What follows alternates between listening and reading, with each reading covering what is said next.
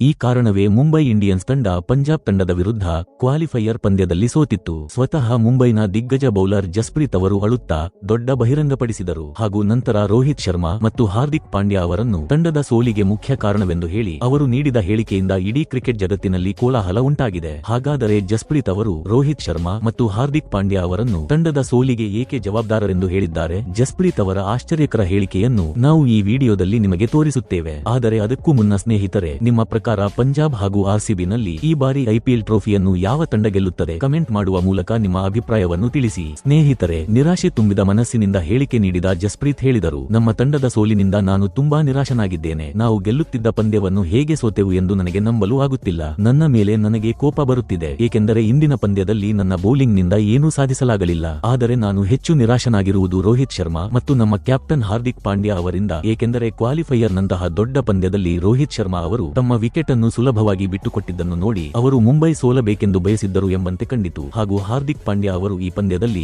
ಎಲ್ಲೋ ಒಂದೆಡೆ ತಪ್ಪು ಮಾಡಿದ್ದಾರೆ, ಏಕೆಂದರೆ ಪಾಂಡ್ಯ ಅವರು 18ನೇ ಓವರ್ನಲ್ಲಿ ಬೌಲಿಂಗ್ ಮಾಡಲು ನನ್ನನ್ನು ಕಳುಹಿಸಿದರು. ನನ್ನ ಅಭಿಪ್ರಾಯದಲ್ಲಿ ನನ್ನನ್ನು 19ನೇ ಓವರ್ನಲ್ಲಿ ಬೌಲಿಂಗ್ ಮಾಡಿಸಿದ್ದರೆ ಬಹುಶಃ ಮುಂಬೈ ತಂಡ ಈ ಪಂದ್ಯವನ್ನು ಸೋಲುತ್ತಿರಲಿಲ್ಲ. 18ನೇ ಓವರ್ನಲ್ಲಿ ನನ್ನನ್ನು ಬೌಲಿಂಗ್ ಮಾಡಿಸಿದ್ದು ನಮ್ಮ ತಂಡದ ದೊಡ್ಡ ತಪ್ಪು ಎಂದು ನನಗೆ ಅನಿಸುತ್ತದೆ. ನಮ್ಮ ತಂಡ ಕ್ವಾಲಿಫೈಯರ್ ತಲುಪಿದರೂ ಫೈನಲ್ಗೆ ತಲುಪಲಾಗಲಿಲ್ಲ ಎಂಬುದು ನನ್ನ ದುಃಖ. ಮತ್ತು ಎಲ್ಲೋ ಒಂದೆಡೆ ನಮ್ಮ ತಂಡ ರೋಹಿತ್ ಶರ್ಮಾ ಅವರ ಕಳಪೆ ಬ್ಯಾಟಿಂಗ್ ಮತ್ತು ಹಾರ್ದಿಕ್ ಪಾಂಡ್ಯ ಅವರ ಕಳಪೆ ನಾಯಕತ್ವದ ಕಾರಣ ಈ ಪಂದ್ಯವನ್ನು ಸೋತಿದ್ದೇವೆ. ಐಪಿಎಲ್ ಟ್ರೋಫಿ ಗೆಲ್ಲುವ ನಮ್ಮ ಕನಸು ಚೂರುಚೂರಾಗಿದೆ. ನಾನು ತುಂಬಾ ದುಃಖಿತನಾಗಿದ್ದೇನೆ, ಅದನ್ನು ನಿಮಗೆ ಪದಗಳಲ್ಲಿ ವಿವರಿಸಲು ಸಾಧ್ಯವಿಲ್ಲ ಎಂದರು. ಸ್ನೇಹಿತರೆ, ನೀವು ನೋಡಿದಂತೆ ಜಸ್ಪ್ರೀತ್ ಅವರು ಕ್ವಾಲಿಫೈಯರ್ ಪಂದ್ಯದಲ್ಲಿ ಮುಂಬೈ ಸೋಲಿನ ನಂತರ ರೋಹಿತ್ ಶರ್ಮಾ ಮತ್ತು ಹಾರ್ದಿಕ್ ಪಾಂಡ್ಯ ಅವರನ್ನು ಸೋಲಿಗೆ ಮುಖ್ಯ ಜವಾಬ್ದಾರರೆಂದು ಹೇಳಿದ್ದಾರೆ. ಸ್ನೇಹಿತರೆ, ನಿಮ್ಮ ಪ್ರಕಾರ ಈ ಬಾರಿಯ ಐಪಿಎಲ್ ಟ್ರೋಫಿಯನ್ನು ಯಾವ ತಂಡ ಗೆಲ್ಲುತ್ತದೆ? ಕೆಳಗೆ ಕಮೆಂಟ್ ಮಾಡಿ ತಿಳಿಸಿ. ಮತ್ತು ಇಂತಹ ಹೊಸ ವಿಡಿಯೋಗಳಿಗಾಗಿ ನಮ್ಮ ಚಾನೆಲ್ ಅನ್ನು ತಪ್ಪದೆ ಸಬ್ಸ್ಕ್ರೈಬ್ ಮಾಡಿ.